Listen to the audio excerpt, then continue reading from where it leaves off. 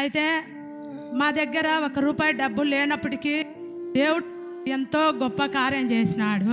ప్రభువా, మేము కాదు మహిమ పొందాల్సింది, నువ్వు మహిమ పొందాలా, మేము ఆశీర్వాదం పొందాలని నేను దినదినం అదే ప్రార్థన నేను చేసుకునేది. దేవుడినే మహిమపరిచినారు. నా బిడ్డ జీవితంలో కానీ ప్రభువా, మా ఒంటి మీద అనేది కత్తి అనేది పడకూడదు, నువ్వే మాకు సహాయంగా ఉండాలా అని మేము ఎంతో ప్రార్థన చేసుకునే వాళ్ళం. సంఘం అంతా ప్రార్థన చేసేవాళ్ళు.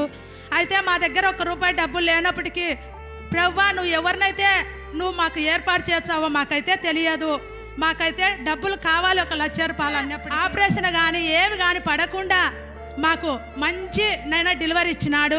దేవునికి వందనాలు. చూడండి, పిల్లలు పుట్టిన వాళ్ళు ఎంతమంది ఉన్నారు ఒకసారి ఇలా చూడండి.